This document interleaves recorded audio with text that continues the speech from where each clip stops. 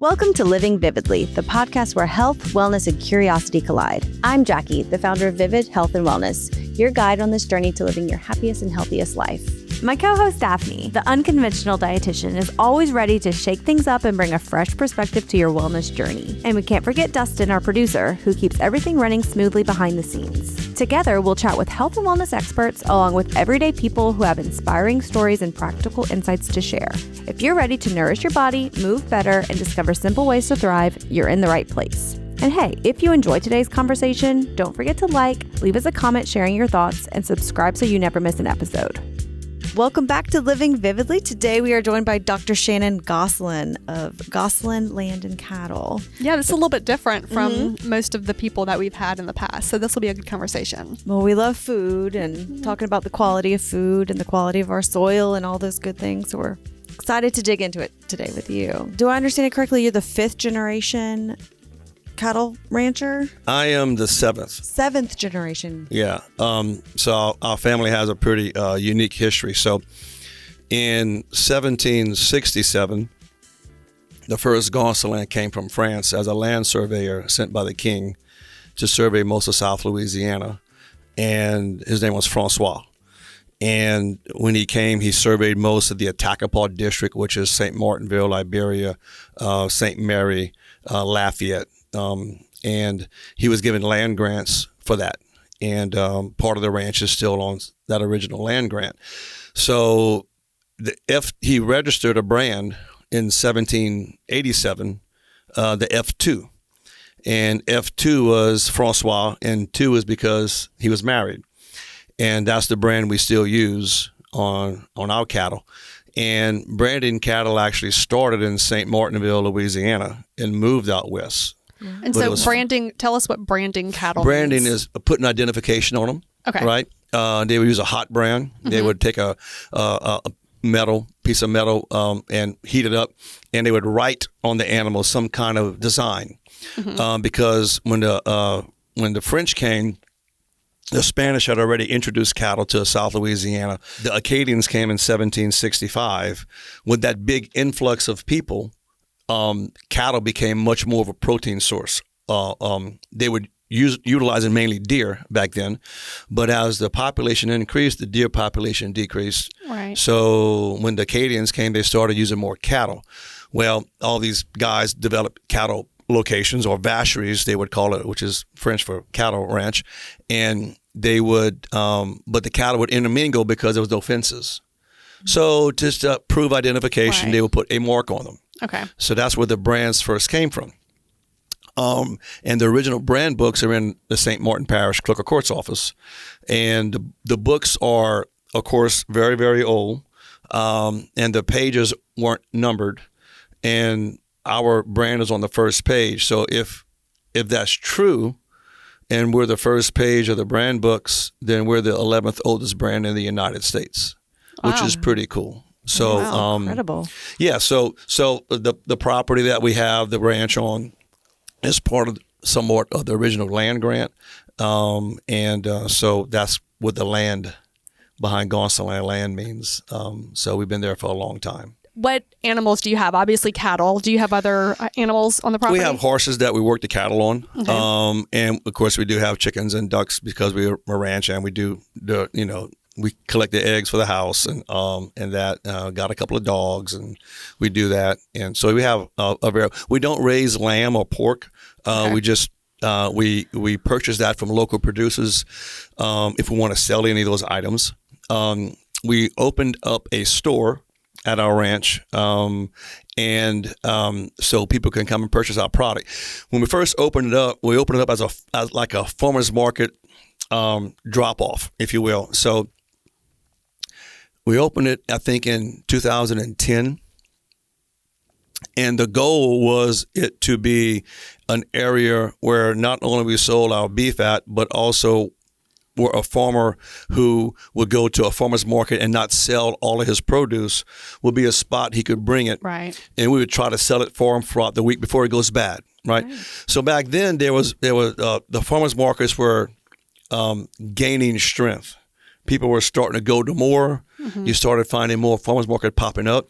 And now there's probably one every week in Acadiana. Yeah.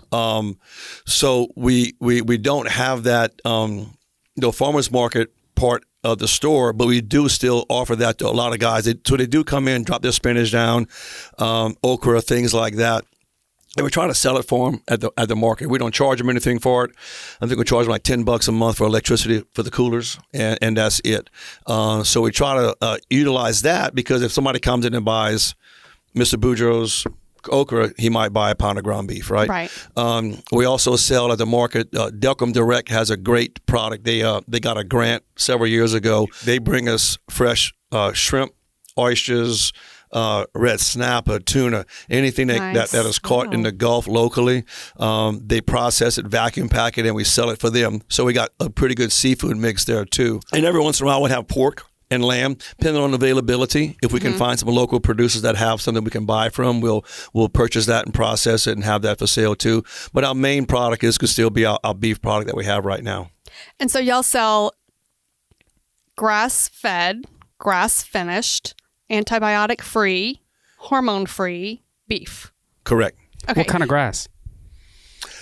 Local native grass. So does it matter if it's like Bermuda or? To be honest, not really. Do y'all change it throughout the seasons? Yeah, we have a great Bermuda grass down here. Yeah. We utilize that for the spring and the summertime.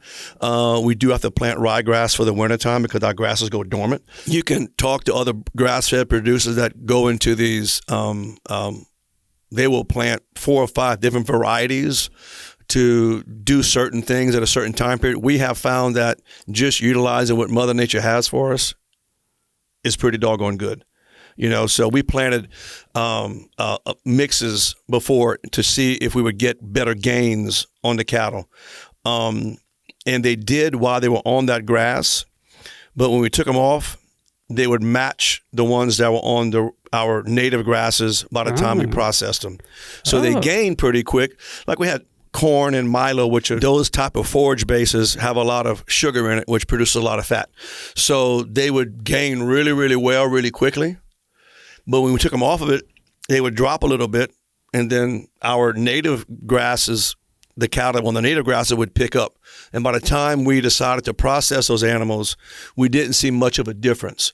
So Mother Nature has it pretty well locked in. Really weren't messing it up. I've never thought about that until just now. That's crazy. That's yeah. And there's all kind of grass you can plant, but we have not found anything that was valuable enough to do to where it enhanced the product more than it can on the native grasses. Yeah. Right. That's cool. Right. So tell us explain what that means, grass-fed. I mean, grass-fed, grass-finished. In the nutrition world or in like the grocery store, we see those kinds of terms, but explain to us from a farmer's perspective exactly what that means versus what the conventional or traditional beef would be raised on. Right. So back up for a second. In 2007 is whenever we decided as a ranch to try to find a niche, do something a little bit different than the other guy, right? So we decided we're going to just start selling our calves locally, and we're going to try to sell them to our neighbors and friends locally in the New Iberia, Louisville area. That was it. That was our goal.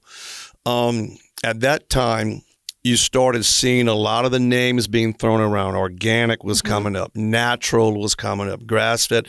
A lot of these names were being popularized in the press to marketing. Enhance, the beef product.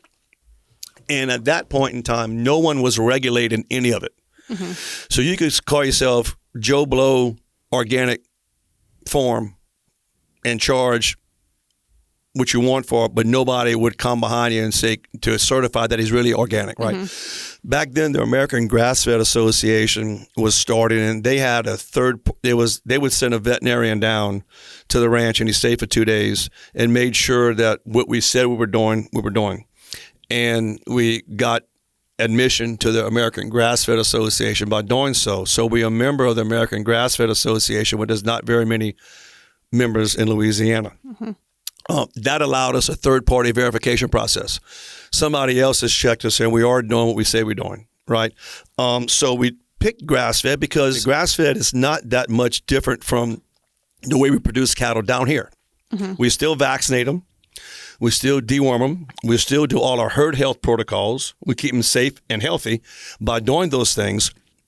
The only 3 things we don't do is that we don't feed them any processed grain. They stay on grass, hay, and minerals their whole life. We don't give them any hormones to influence the weight. They grow on the genetic merit. If they're made to grow and be 1,000 pounds when they're 3 years old, that's what they are. If they're made to be 1,200 pounds, that's who they are, right? So we let them grow on their own, and it takes about 2 to 3 years to get that animal up to that weight.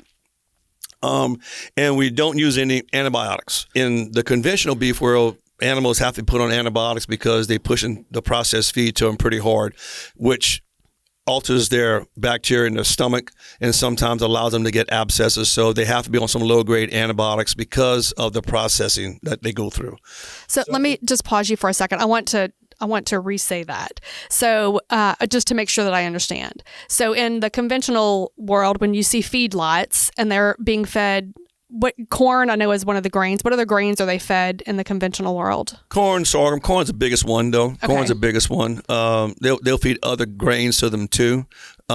So conventional beef, right now, you would a producer like me would raise a calf, wean the calf, take them off the mama, okay, and send them to a sale, and then collect that profit and go home. That calf would then go normally to a wheat field or a field somewhere in the Midwest, Kansas, Nebraska, for a certain amount of time to get to a certain weight.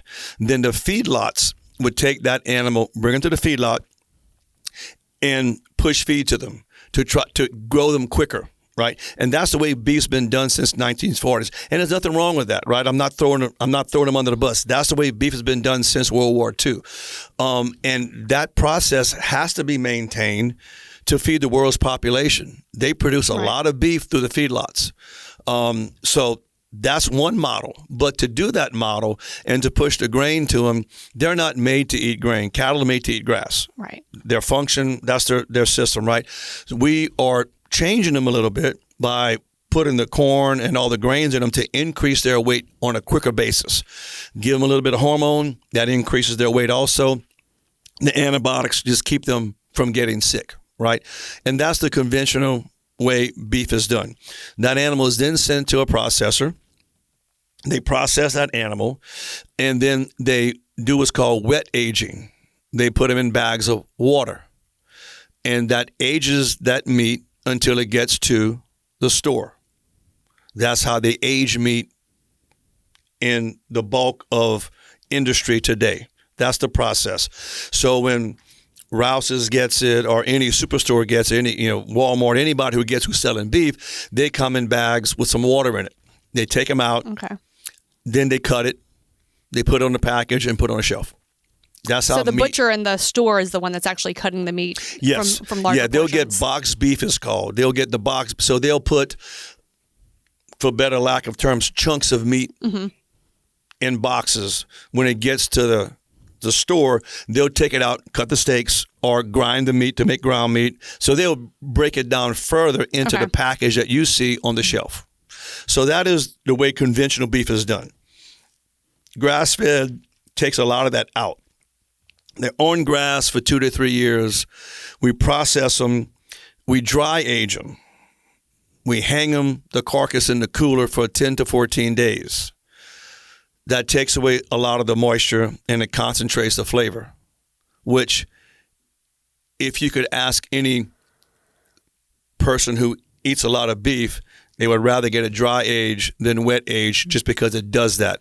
But because of the numbers that they run through the plants, they can't hold those animals to dry age them, so they got to do a wet aging process. So conventional beef at the store is going to be all wet aged. We dry age ours. It concentrates the flavor. And on a grass-fed product, the fat is going to have a little yellow to green color. That's the beta-carotene, which is the color of grass. That's the green in grass. It's called beta-carotene. It will transfer to the fat. So on a grass-fed steak or a grass-fed roast or anything that will have some fat on it, you will see a little bit of a green or yellow content to it, and that's normal. Sometimes the consumer thinks it's bad, but it's not. That's just the beta-carotene coming through on the fat. So that's kind of the process of what we do compared to what is conventional beef does. What our meat, we also more health benefits to it, more CLAs, more That's vitamin what I was going to A. ask. What's the fat content is usually a little bit higher in grass-fed. Is that right? No, we actually a little bit lower. So if we would take an animal and process the whole thing, grind the whole animal up, we're going to be 80 to 85% lean across the board. Oh, really? Okay. Yeah. So it's a leaner meat. But the quality of the fat is very different. It is. It is. And cooking it is also a whole different deal too, right? I'm jumping ahead of myself, but on the nutrient side, so we are also Ochsner certified. We had Ochners call us, their dietitian called us, and to get their certification, we have to. Oh, the Eat Fit certification. Eat Fit. Thank you. I'm sorry. Yeah. Yes, and so we have their certification on our product. So our steaks are 85% lean. So the best way to explain that to people in South Louisiana is that you cook it like deer. Okay, because of the fat is an insulator, right? Is very lean. So if you try to cook it, most people will take a big, thick Ruth Chris steak and do 5 minutes high and 5 minutes high on both sides, and that's a medium rare steak. If you do that to ours, it is shoe leather. You can walk on it for a year and a half. You will hate me for selling you that cut of meat. Because it dries it out too quick. Right, it dries exactly. it out. It dries it out, really, and there's nothing to it. Yeah. So we recommend what's called the reverse sear. The reverse sear is that you put it in the oven for 225 for 25 minutes, season it, put it in the oven, take it out, and then you have a hot skillet with butter, rosemary, and garlic. 1 minute and 1 minute either side. It's medium rare every time. Okay. You can go a little bit, know. but 30 seconds longer on a grass-fed steak is going to be makes a big medium. difference. And meat still cooks when you take it off the fire. Right. So a lot of times you think when you take it off, when you think it's right, you went over. Right. You got to take it off when you think it's not right just yet, right? So our product needs to be cooked a little bit different. Now, the gravy steaks, the roast, the ground beef, all those things normally cook it like you want to. So it's just the actual steak, like a right. cut of steak. The ribeyes, the T-bones, the fillets. If you overcook them, they're going to be well done and hard. You won't like them. So we tell customers who like our steaks, try to eat it medium rare. If you don't like the red color, maybe go to medium, but don't go too more over that because you probably won't like it. So we know our beef has a different flavor profile, and I don't expect everybody to like it, and we guarantee our product. You buy something you don't like it, man, bring it back. We'll trade it out for something else or give you money back for it. But we do tell clients to come try it first. Come buy a little cut, test the waters. Because we do sell a lot of quarters, halves, and whole sides of beef. We sell a lot of bulk. Yeah. So we get clients who want to buy a whole calf. They never tried it before. I said, well, don't waste your money. Come buy a cut first, or I'll ship you a cut. Where are you from? Covington? Let me know your address. We'll ship you whatever you want, right? Yeah. And test it. Because, again, not everybody likes it. But then they know, okay, that's great. Okay, then, let's place an order. But don't do it before just because you hear about it. Because then you might not like it. And if you don't, you got a freezer full of meat that you don't like, So nutritionally, we said the fat content is lower.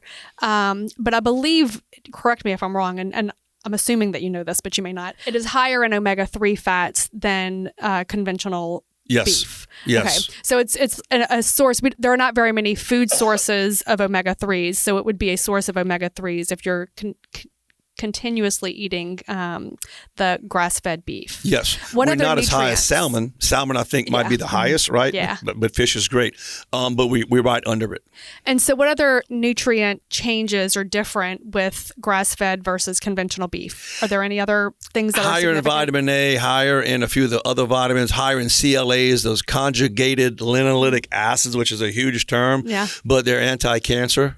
Cells.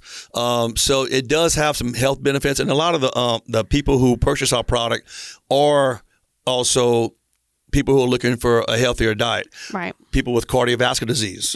A lot of people working out. They like to come get the grass-fed source. We have a product called Primal. We have a Primal ground beef, we call it, which is 60% beef, 20% liver, 20% heart, and 10% kidney. So the organ meats are in it. And a lot of people buy it and make rice dressing mix with it because it's almost a rice dressing mix. Right. But we can't keep it on the shelves. Yeah. People buy it We sell out every time we get it in. A little different flavor, right? It got a little bit of liver flavor to it. If you like liver, perfect for you. Some people make great hamburgers. But anyway, so that primal line also goes to people who are looking for a healthier diet, more iron, liver and whatnot. I like to make pate with something like that. You could. Exactly. Do you think the way that you farm is different because you are a veterinarian versus just a farmer? Like you're a vet and a farmer. Does that affect the way that you? I probably never got asked that question, but let me give you a second to think about it. So, on the veterinary side, we're trained to treat, medicate disease, and I have taken that to the grass-fed side because we don't want to treat and medicate it, right? Because our product, we can't use antibiotics in it. Now, if an animal gets sick, we're going to medicate it and treat it, but then we sell it to the saleborn. It doesn't go in our product line. So what that caused us to do is to get a really good vaccine program and a herd health program to where they don't get sick. Because if they get sick, we got to pull them out of our program line. So being a vet, that has certainly helped me to develop a good herd health protocol for us. If it's a mama cow that we're not going to process, we'll medicate her and treat her, but the animals that go to our beef program will not have any antibiotics or hormones in their system. So, and we are able to do that because we got a good herd health program set up, which me being a veterinarian has allowed me to get a good herd health program set I would up. imagine that's a significant driver for you, that if you have to give away an animal or sell an animal at a lower cost because you had to give it antibiotics, then that's a driver to not give antibiotics to those cows. And so you have developed, I'm sure, over the time, over the decades, a really good herd health program. Yeah. So, we are constantly looking for animals to fit our program. And the reason is, let me give you these numbers. So, in the southeast part of the United States, we are lucky enough to where we can put 1 cow per acre of property. Okay. West Texas, the dry areas, Colorado, Nevada, Utah, 1 cow per 500 acres. Oh, wow. Okay. That's why those ranches are 20,000 acres and they have 400 cows. Wow. Right. So in the South, we're very lucky to be able to put a cow and her calf per acre. Now that's tight. That's as tight as you can go, but it can be done with good management. So let's say you got 100 cows and you have their calves. And you have their calves from last year because they're now just 800 pounds. And you have their calves from 2 years before that are just becoming big enough to start processing. That 100 cow herd just turned into 400 cows over a 3-year time frame. So you got to have 400 acres for 100 mama cows on a grass-fed program to have enough grass to keep in front of them to keep feeding them, right?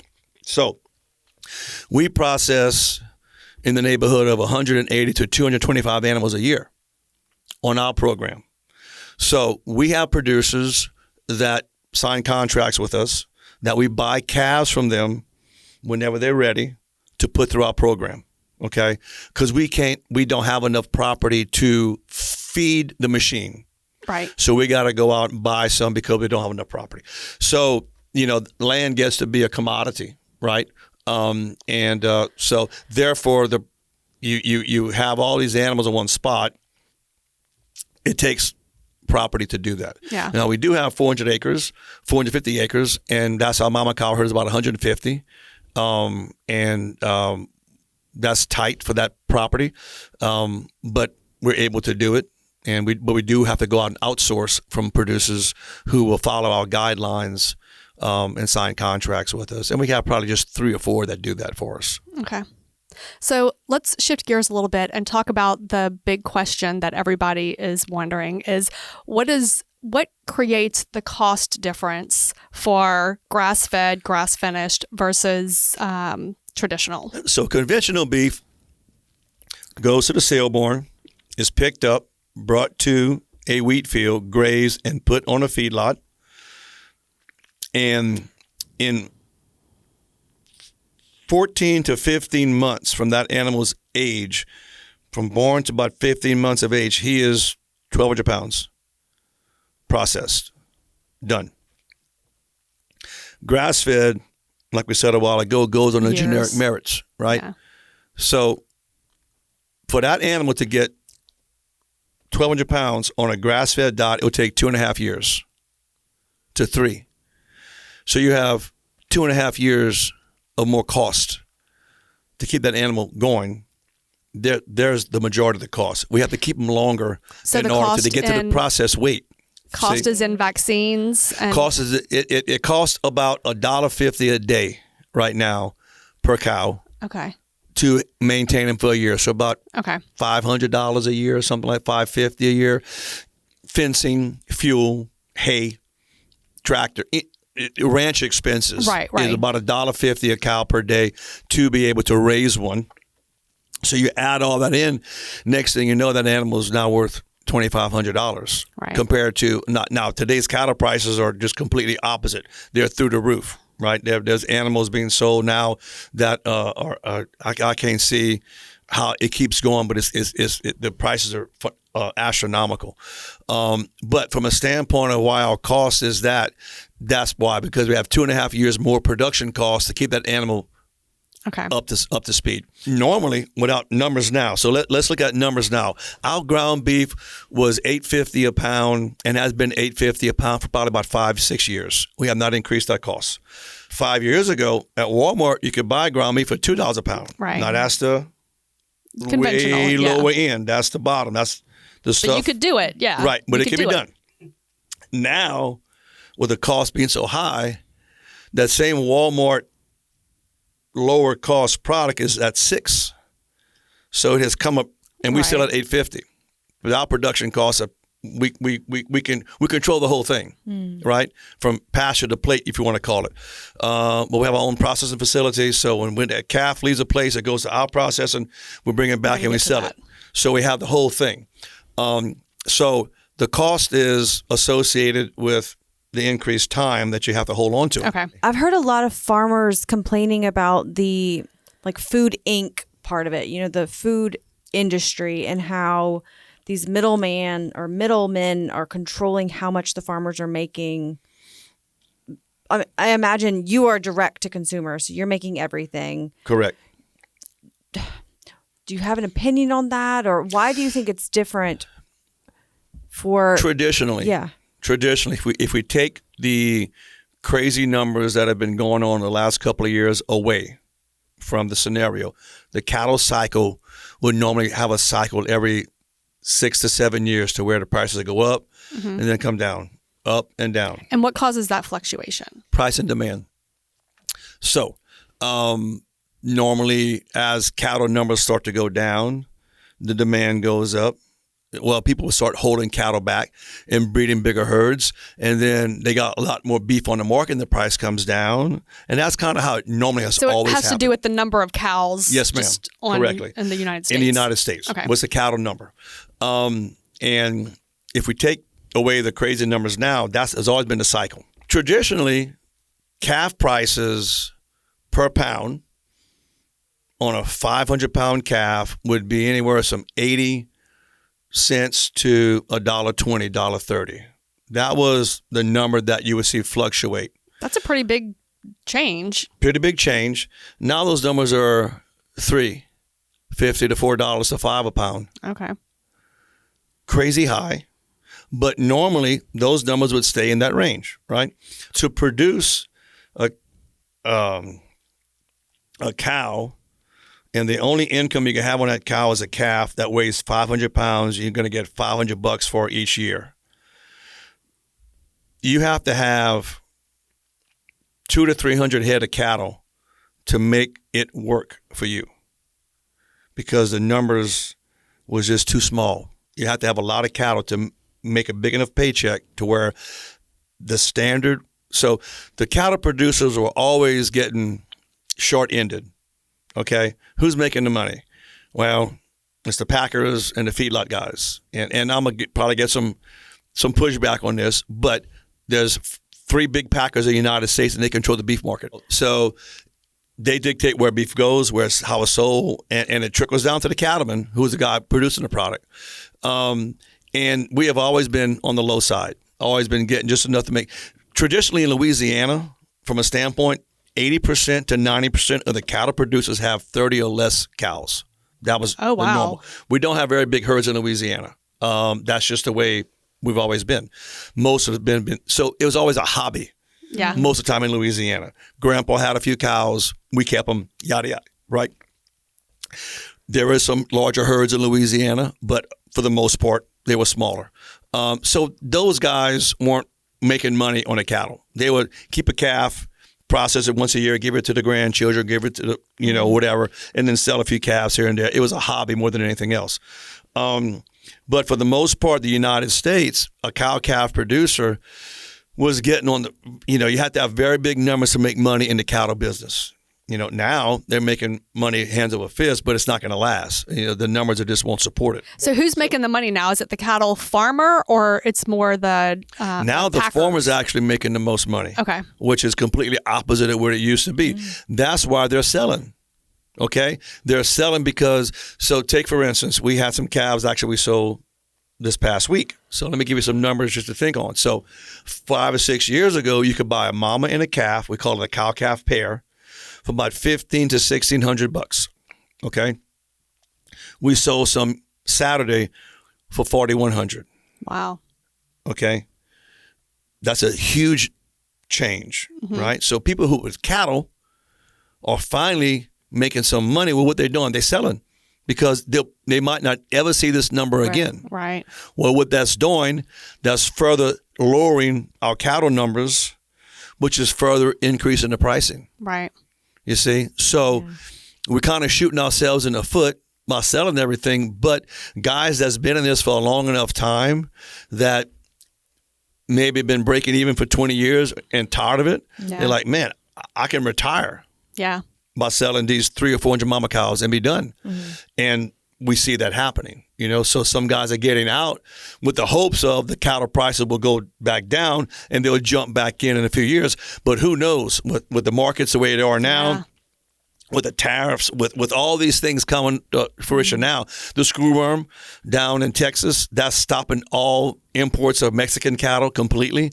So we're just fending off on the cattle we have in the United States right now. Some coming from Canada. They buying some meat from Australia. Not live, I think, but box beef. So they are buying beef elsewhere, but a lot of cattle from Mexico would have softened it a little bit too, which we're not getting because of the screwworm that's knocking on our door. So there's a lot of variables right now. So who knows where the market's going to go? I mean, it could still go higher, which would, again, the consumer has not seen the prices yet. It takes about 6 months to a year before you guys are going to see the price change. Okay. So these calves that are going for $5 a pound right now, y'all going to be paying $10 a pound ground meat. Yeah, that's crazy. In 2 years, if it continues. And the thing about that is that the consumer has not backed off on buying the meat, even though the prices are high. Say. Yeah, the consumer, until the consumer as long as the consumer changes, keeps buying, they're going to keep producing. Yeah. If the consumer backs off, starts buying another protein source like lamb or pork or chicken, then that's when the prices are going to soften and you're going to start seeing some people holding back on cattle to rebuild their herds. But until that happens, you can't blame them for selling a cow that they bought for $1,000 to sell for $4,000. Right. That's that's the business side. Exactly. So yeah, I've seen a lot of dynamics working right now. It's been steadily increasing just for the last few years. Every time I go in, I feel like a pound of ground beef is $1 more every time I go, and I keep buying it. It's the best source of protein and nutrients. It's just it is. And how are people buying?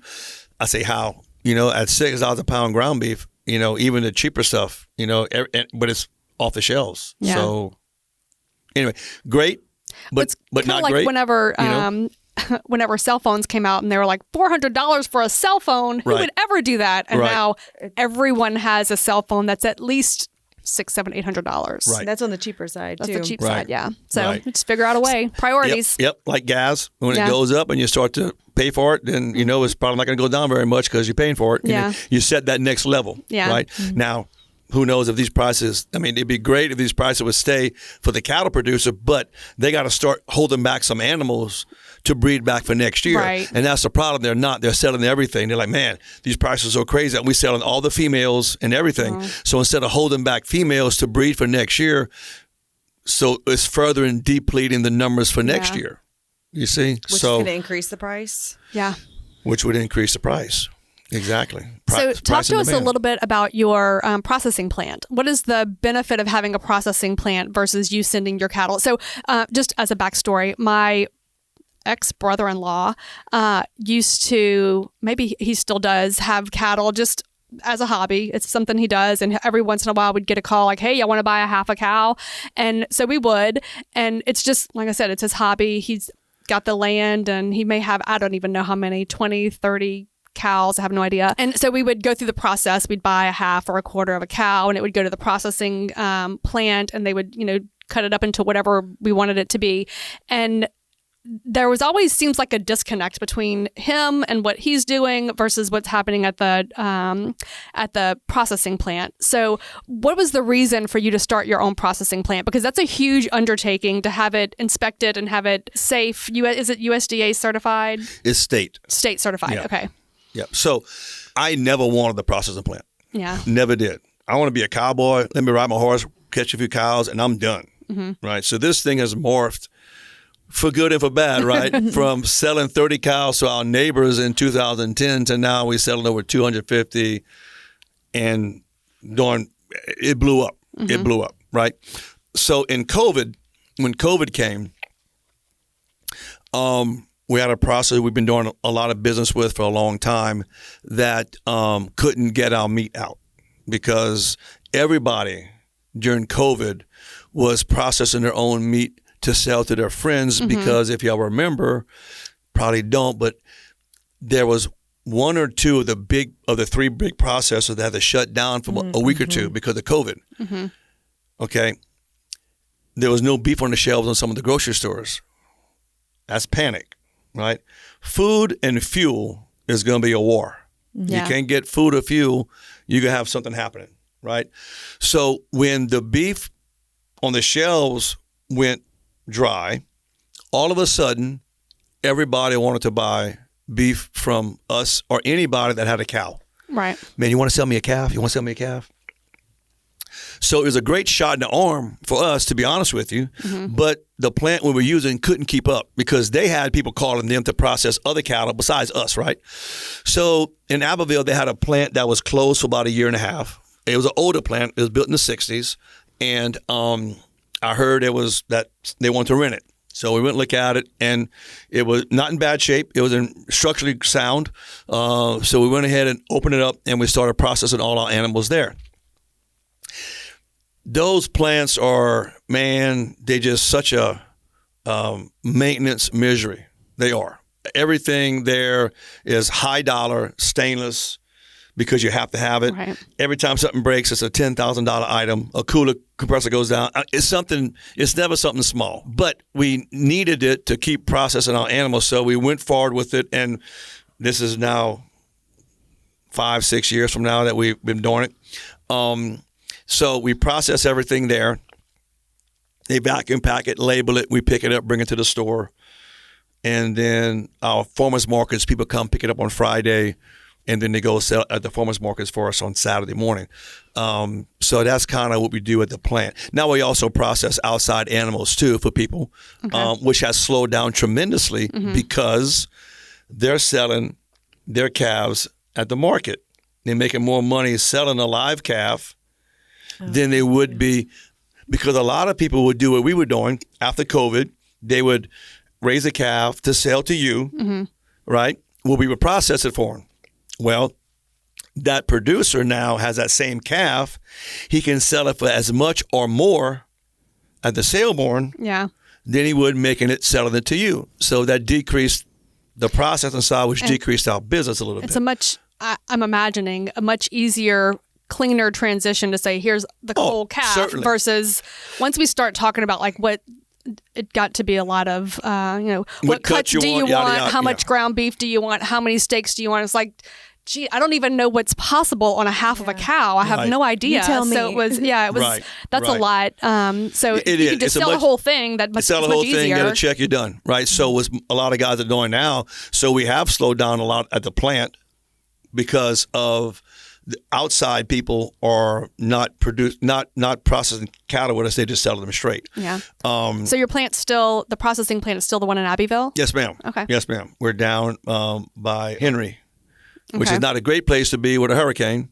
So we got our own little issues, right? So, we have our own protocol. Fingers crossed on that one. Yeah, but, the plant, so, and to be honest with you, one of the biggest things that thank God we have one, but one of the biggest things now that you can't find is a true butcher. Okay? Grocery stores used to take, this is probably in the 70s, they probably stopped in the 80s. They would take hanging sides of beef. They would always have a hook and trail system in the back in the meat department. And they would bring it in and they would break down that carcass at the grocery store level. Well, they stopped doing that in the mid 80s, maybe early 80s, to where now the processing plants do it all and they put them in boxes.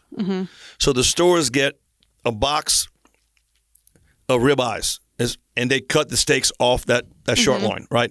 Or the tenderloin. They'll break it down at the store level. So there's a lot of meat cutters. Right. But not actual butchers. But a lot of guys, if you ask them to cut off the short loin on a carcass, they can't do it because they just weren't trained for it. Right. And the true butchers have passed away for the most part. Now there's a big resurgence of schools trying to educate and make butchers for us, right? But it's knee jerk. We need them, 2 years ago, and they're just coming out now. So the biggest part is getting people who can do what we need to get done. Thank God we got a couple there that can do that for us. Yeah. Because if they would get sick or leave or for whatever reason, we have to stop. Yeah. We can't. You got to find somebody who can take a live animal, process it into a pack of ground meat like this. Yeah. That takes a lot. So you have those issues with the plant. But we needed it by necessity. Yeah. Never wanted to get in that area of it. But now we have complete. We send the calf there. If there's a problem, it's on my shoulders. Yeah. Because I can't blame anybody else because there's nobody else in the supply chain. I'm the one. I raise the calf. We grow the calf. We process the calf. We package the meat. We sell it. So if there's a problem with anything along that process, my phone rings. And hey, it is what it is, so. Do you have any cows that are milk cows? No, we do not. Not even for your family? No, we do not. Okay. That's turning into a big, huge thing now. Well, it's dairy been milk? a thing for a long time. I was sat in front of... Now that they made it illegal to sell, right? We tried to get some from I forgot who it was. There's 3 or 4 people in the state that do large quantities. And we called one of them to try to bring some milk in. And man said, we'd love to, but we can't produce what we have now. Yeah. So that's getting to be a big thing too. But we don't have any milk cows, no. Okay. I sat in front of the not the U.S. Senate, the state Senate, probably 9 years ago, for 3 years in a row to try and get the raw milk bill passed, and every time it got shot down. Yeah. So just recently, I think it was not this past session, but the previous session of 2024, they passed it. But I haven't looked at all the regulations of... there's still some concern about that. I get it. TB and things like that, there's certain disease that can pass through the unpasteurized process. That's why they never wanted to, I think, pull the trigger on that. And I get that from a public safety point. But, a lot of our grandparents grew up on that. My parents probably had a lot of it too. It skipped a generation, and it's skipping one more now with our kids. But, people are buying it and they can't keep it on the shelves. And everybody says it's great. And it is. It is. You just got to be willing to accept what it is, Yeah. So I'm seeing a huge shift, at least online, of direct to consumer. These cattle ranchers are selling directly on the internet. They can ship it nationwide, doing the farmer's market. Is that primarily how you sell your meat, just direct to consumer at the farmer's market? Yes. So we direct consumer on everything. So we have a store at the ranch that they can come in, purchase individual cuts. We internet ship within the state of Louisiana. We sell at the Lafayette and Baton Rouge farmers markets. We're in New Orleans. COVID put a dampener on that. And that's our main outlets. But we sell a lot of quarters, halves, and wholes. That's a huge sell for us. A lot of people like to buy bulk. It's cheaper too. Yeah. You buy a quarter, half, whole calf. It's cheaper.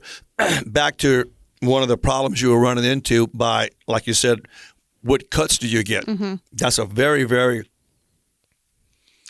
big question that we try to make sure we educate everyone who's buying bulk quantity. Because depending on what quarter you get is going to depend on what cuts are available. Exactly. So these are the numbers. 1,000-pound animal is going to weigh about 500 pounds or 550 pounds, in that range. Dressed, we call it, which is after it gets dispatched, skin and all the internal organs removed, the only thing hanging is the carcass, bone and meat. Can I please make a suggestion that y'all start calling it undressed? Because it feels like you're undressing it. I mean, that's just my suggestion. I get it. That's okay. You have to start higher up than me, though. Okay. I'll make that suggestion. Yes. So a live animal, 1,000 breaks down to 550. Out of that 550, you have 385 pounds of boneless meat. Okay? So a lot of people will bring a 1,000-pound animal in. Where's all my meat? And we got to explain to them, well, it's in the trash can because you can't eat the hide, you can't eat the skull, you can't eat, right? A lot of that stuff is... Y'all don't do anything with the other parts of it? We keep all the internal organs to put in our primer cuts. But y'all don't sell like the leather or the, I don't know how. Yeah, we sell liver and we sell kidney and we sell heart. The leather, like the... Leather, no. You know what? Synthetic leathers have taken over the market. That much? We throw the hides away, unfortunately. Wow. There's no market for hides. About 15 years ago, you could sell a hide for $35 to the processors. They would come pick them up. Cool. You know, that's it. But now the synthetic leather market has killed the hide market. So we throw the hides away. So if you find leather boots or leather coat, do they usually just have one supplier that they get from? No, there'll be several. And some of the higher price, good leather stuff is going to be true leather. Right. But a lot of the stuff that they used to use leather for, the synthetic market has jumped in and taken away a lot of that. And it's easier to work with, easier to stitch, easier, So they don't buy the hides anymore. That's crazy. What about bones? Are you selling bones? Yes. Because there's a huge market for that. We try to maximize that dressed carcass. So any part of that carcass, undressed. We got to start. The only part of that carcass we do not keep is the spine. Okay. So the spine is cut out. Well, it's split down the middle, but they cut the half the spine on each. So the carcass is divided into two. And then they cut the spine out, and then they cut all the meats and all those things from those areas. But we do sell marrow bone. That's huge. We do sell knuckle bones. That's huge. People like to boil the bones down and make soup. Yeah. Right? Knuckle?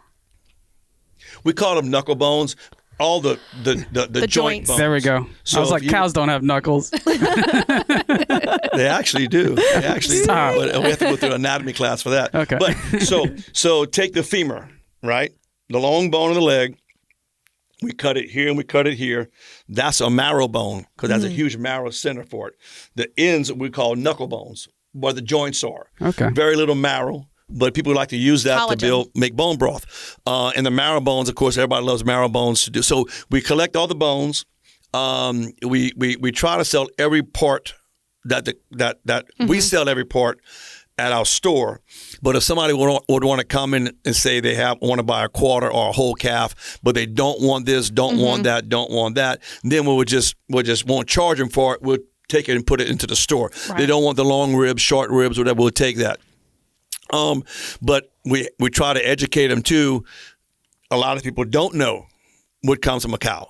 Yeah. Where it's coming from, right? What part? How many steaks? Everybody says, man, I want to get a cow and I want 50 steaks. I'm like, well, you're only going to get about 15. Yeah. You know, there's so many cuts that you're going to get on that animal. So we try to let them know what's the most common cuts, right? The roast, the gravy steaks, the ground meat, the regular steaks, the ribs. You know, we have a list of what they can do, and we can we normally try to when people do an order, customize it to that order. Some people want the whole thing grounded up because they're a ground meat family. Want the whole thing grounded, 1 pound packs. Got it, done. You know, some more. We've done that before, and they were like, the butcher was like, absolutely not. Like, oh, really? That's what we want. Right. And, you know, maybe a roast, but really that we do mostly just ground beef. And he was like mortified. Right. And some people want 2-inch steaks, 1-inch steaks. So we try to tailor to that that person, you know, so we try to customize that sale for that individual. So that's huge. Our quarters, hounds, and wholesale very well. So that's kind of where we at. The store. Do y'all sell to any restaurants? Man, you know, we try. The problem with that, so Dickie Brennan and I are very good friends. And Dickie is huge with supporting local product. He's huge.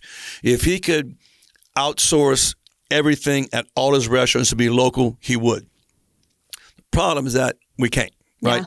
You can't have tomatoes this time of year. Right. But they need tomatoes. You know what I'm saying? So you're limited with that, right? So he said, man, I want to put your ribeyes in the steakhouse. I said, perfect. I'm your man. He said, we need 200 a week. I'm like, okay. 16 per cow is what I get. What am I going to do with the rest of the cow? Yeah. Right? So that's the biggest part about getting into restaurants is that we sell the middle meats, we call it, which are the steaks, the ribeyes, fillets, T-bones, sell the quickest. They're also the smallest part of the animal, right? The least amount, right? So they sell the quickest always. Then you have the rest of the cow you got to move, right? That's the gravy steaks, the ground meat, all those things.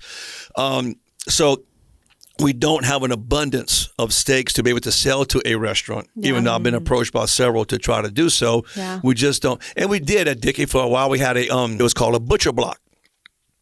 And it was on the menu to where we would send them, I think, 20 or 30 steaks a week, mix and match, T-bones, fillets, ribeyes.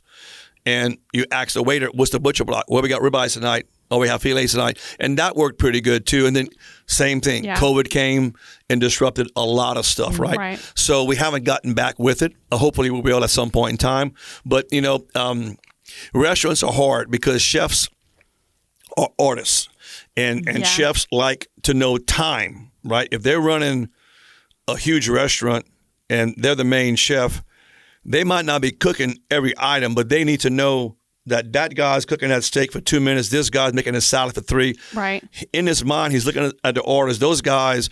And when you bring a grass-fed product in, it's a different cook. The timing, that hits the brakes because, okay, now we got to readjust that to do it. So if you don't have the cook sold on your product, it will not make it in a restaurant. Those guys... And I agree. Yeah. You're not going to lose your chef over my product, right? Right.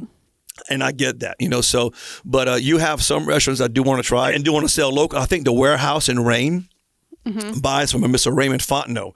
Raymond has a grass-fed operation in Vermilion Parish, and he sells his steaks to the Warehouse restaurant in Rain.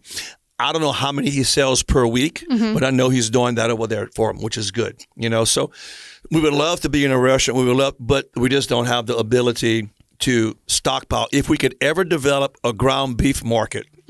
Sounds like Daphne's and I'll take all your roast. If you have to offload the other stuff, I think between the two of us, we'll clear you out. And do you have a next generation? Is there going to be an 8th generation of this? I have 4 kids. Okay. Girl, boy. They all want to come back to the ranch. And my youngest, I think, my youngest son, he's probably going to come back and do something there. Yeah. So they're out finding their way right now. And exploring life. Yeah, exactly. Yeah. And so hopefully, yes, when they come back, we can have spots for them. And that's the goal. You know, like I said, our ranch is he'll be the 8th generation, which is that'd be a lot of pressure. I'm not the man, the guy in your family. A lot of pressure. Yeah, you know. So I don't want to. They don't have to. Yeah. I would love them to, and I think they do. They want to come back and do something there, right? Yeah. You know. So I'm trying to make it to where they have a spot. Yeah. So and we have a viable business to where they can come back to and make a living because there's so many agricultural farms, be it a ranch or row crop, that are just getting by, that the kids, you can't hire your kid Yeah. because there's just not that enough there for them, which is very unfortunate. Yeah. And slowly, once those farms go away, rooftops are going to show up. Yeah. There can be a subdivision, and that farm never comes back. It's really sad. I lived in Kansas for a while, and you would just see farm after farm getting shut down because the younger generation didn't want to do it. They weren't making money. And then we start relying heavily on the, conventional food industry to survive. So it's good to see the next generation kind of stepping up. So before we let you go, we ask all of our guests one very important question is, what does living vividly mean to you? Boy, this is getting a little bit poetic. Maybe I'll do it. Yeah, just drop a shining light or something to people to look up to. Whoa, look at that. Yeah. That's pretty cool. I don't know. I like that answer. I like where you're going with it. I think something to that extent, not that I'm that person at all. Well, I would imagine over time you've had shining lights. I mean, you've had those people that have been mentors for you in different aspects of agriculture and business. And certainly as I don't know much about farming, but I've been in the Acadiana Food Circle arena for a while. And those, as you gain experience as the mentor, people start looking up to you and start asking you questions, and you become the shining light that someone was for you. Right. And I guess that's a good way to put it. Yeah, because my grandfather and my dad, one taught me a lot of ag, one taught me business. So that would be my vivids. That would be my vivids that I looked up to. So, yeah, living vividly, I think, is being somebody that somebody looks up to maybe mimic in some degree, want to do what they do. Thanks for listening to Living Vividly. If you enjoyed today's episode, please leave us a review and subscribe. We'd love to hear from you. For more resources and details from today's discussion, check out the show notes. Until next time, keep living vividly.